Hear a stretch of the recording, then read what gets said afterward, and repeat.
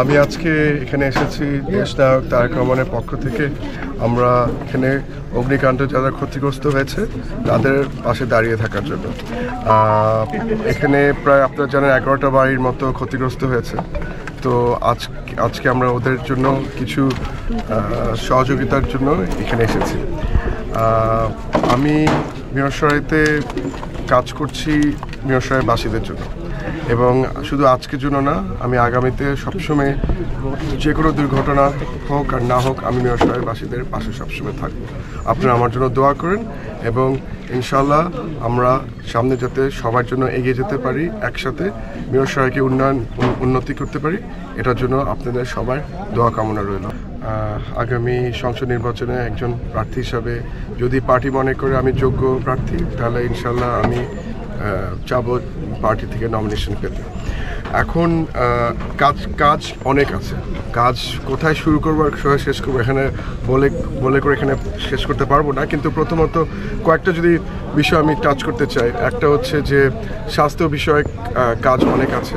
এখানে হসপিটালস আছে কিন্তু এনাফ বেডস নাই, আর ডক্টররা ওদের নিয়মিত যে ডিউটি টাইমটা চিটাগং শহর থেকে সেখানে যে করার যে টাইমটা, ওই পুরো টাইমটা থাকে না ওরা।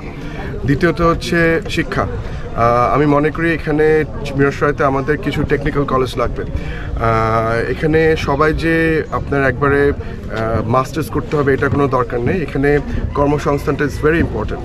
সো কর্মসংস্থানের জন্য আপনার যদি ভালো টেকনিক্যাল কলেজ থাকে, যেখানে আপনি মেকানিক্যাল ইঞ্জিনিয়ার বা ইলেকট্রিক্যাল ইঞ্জিনিয়ার এই লাইনগুলোতে আগাতে পারে, তাহলে আমি মনে করি যে মিরসরাইবাসীদের জন্য পুরা উপজেলার জন্য অনেক উন্নতি হবে।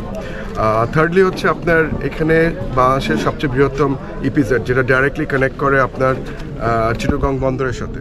এবং এই জিনিসটা আমাদের মাথায় রাখতে হবে যে যত বিদেশি কোম্পানি দেশি কোম্পানি বিনিয়োগ করবে এখানে, তত কর্মসংস্থান লোকাল মানুষদের বাড়বে।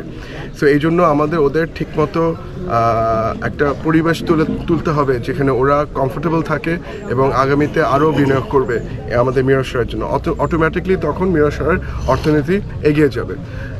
এইগুলি হাতে গোনা 2-3টা বললাম। এখানে এছাড়া অনেক কিছু আছে আমার চিন্তায় আছে, কিন্তু সব কিছুর মেইন থিং হচ্ছে আমরা বিএনপির 31 দফাটা আমরা সাকসেসফুলি যাতে ইমপ্লিমেন্ট করতে পারি।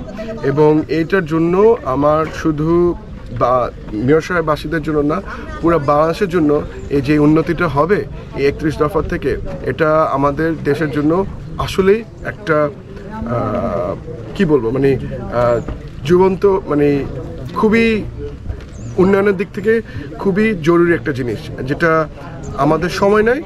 আমাদের যত শিগগিরই সম্ভব এই উন্নয়নগুলো শুরু করতে হবে।